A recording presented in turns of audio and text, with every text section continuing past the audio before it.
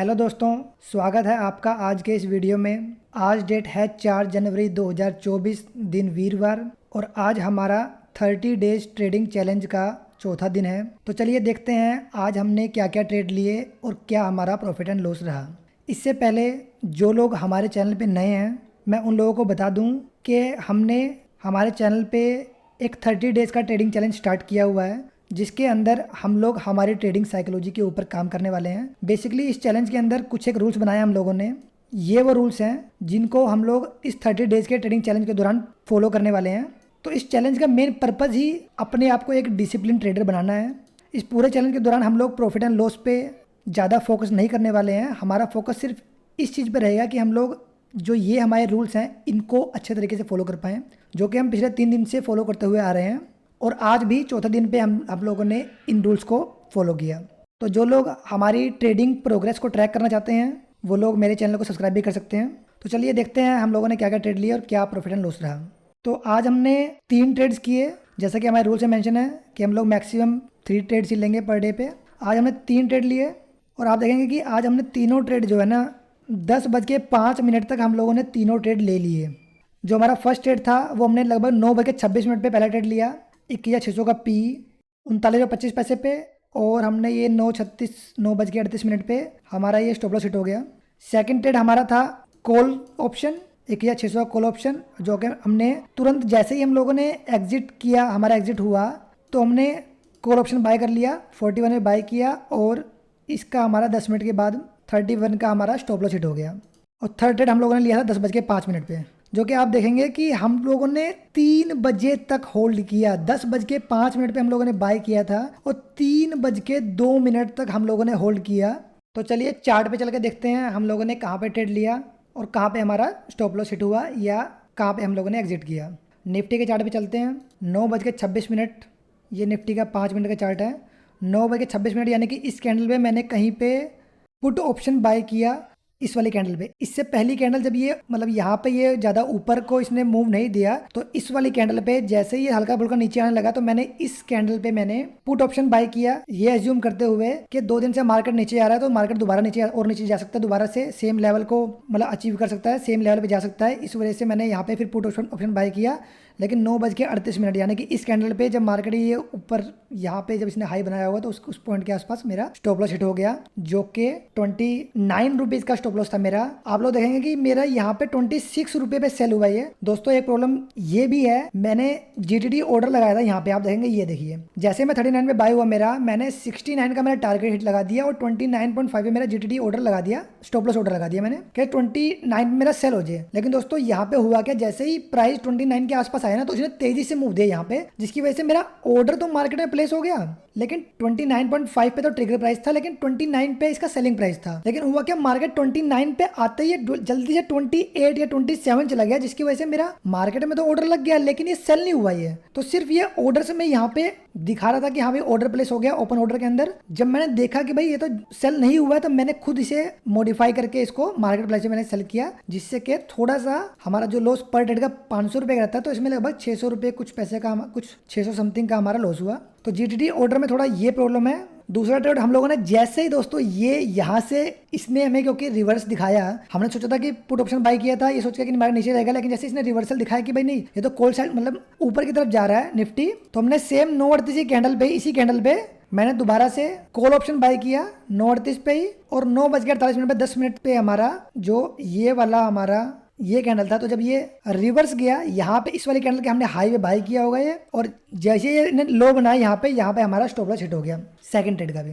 और फिर third trade हम लोगों ने उसमें थोड़ा सा वेट किया, हम लोगों ने 12-15 मिनट का वेट किया हम लोगों ने। 10:05 पे हम लोगों ने यहाँ पे अगेन 21,600 का कॉल ऑप्शन बाय किया। निफ्टी के चार्ट पे चले हम लोग तो 10:05 पे जो ये वाली कैंडल है कि जैसे ही यहाँ पे अगर मैं यहाँ पे एक लाइन ड्रॉ करूं तो ये देखेंगे इस जोन में मार्केट घूम रहा था तब तक, तो जैसे ही मार्केट ने ये एक लोअर इस रेंज यहाँ से लोअर रेंज से इसने इतना बड़ा कैंडल बनाया ना, मैंने इस कैंडल पे तुरंत मैंने एक कॉल ऑप्शन बाय कर लिया, जो कि था हमारा 21,600 का कॉल ऑप्शन हमने बाय किया 39 रुपीज़ 50 पैसे पे इस कैंडल पे। और दोस्तों आप लोग देखेंगे कि मार्केट ना यहाँ से 616 से यहाँ तक, इस लेवल तक 674 तक यहाँ तक गया ही है, और ऊपर ही ऊपर गया, उसके बाद कभी नीचे नहीं आया है। तो 40 रुपये बाय किया।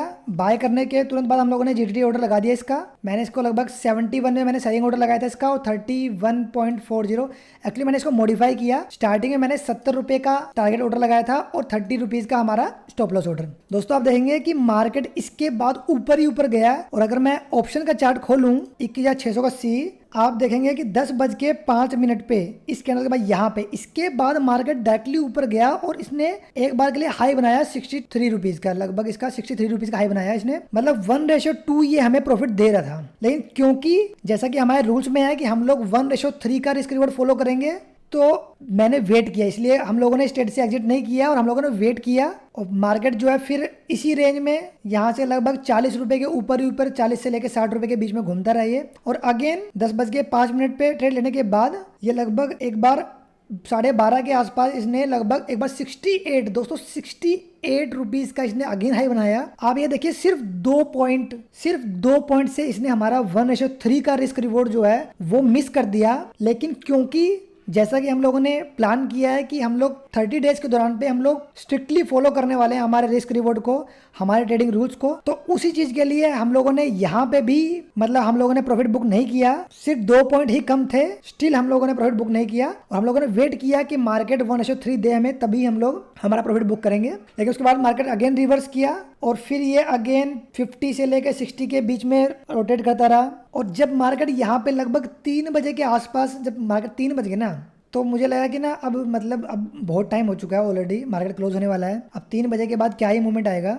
तो मुझे लगा कि अब जो मिल रहा है हमें वो बुक करना चाहिए। तो मैंने यहाँ पे लगभग 48 रुपीज़ के आसपास ये मैंने इसको सेल कर दिया। हम लोगों ने स्ट्रेट से एग्जिट लिया, तो हमें इसमें लगभग 1:1 का हमें इसमें प्रॉफिट रहा। हम लोगों ने 39 पे 0.5 पे बाई किया था, 48 से लगभग 1:1 का हमें प्रॉफिट मिला इस ट्रेड के अंदर। दोस्तों मैंने मेरे ट्रेडिंग रूल को यहाँ पे मैंने इस स्टेटमेंट को मॉडिफाई किया यहाँ पे कि हम लोग मिनिमम तो 1:3 का रिस्क रिवॉर्ड ही फॉलो करेंगे, लेकिन इन केस कि अगर हमें काफी देर हो चुकी है ट्रेड लिए हुए, जैसा कि आज हुआ, हम लोगों ने सुबह 10 बजे ट्रेड लिया और 3 बजे तक, मतलब कि 11, 12, 1, 2, 3, 5 घंटे हम लोगों ने वेट किया। हम लोग एक ही ट्रेड के अंदर 5 घंटे से बने रहे। तो दोस्तों हमें एक ऐसा कुछ मतलब देखना होगा कि जैसे कि अगर 2 या 3 घंटे हो चुके हैं, मैक्सिमम 3 घंटे हो चुके हैं, और अगर हमें मतलब 1:2 अगर हमें मिल रहा है, अगर हमें, मैंने यहाँ पे यही चीज मेंशन करी है कि अगर हमें 1:3 नहीं मिला है और 1:2 के ऊपर ही मतलब प्रॉफिट हो रहा है हमें, और 2-3 घंटे हो चुके हैं हमें ऑलरेडी ट्रेड लिए हुए, तो हम लोग आगे से कोशिश करेंगे, मतलब हम लोग ऐसा कर सकते हैं कि हम लोग उस ट्रेड में प्रॉफिट बुक करें।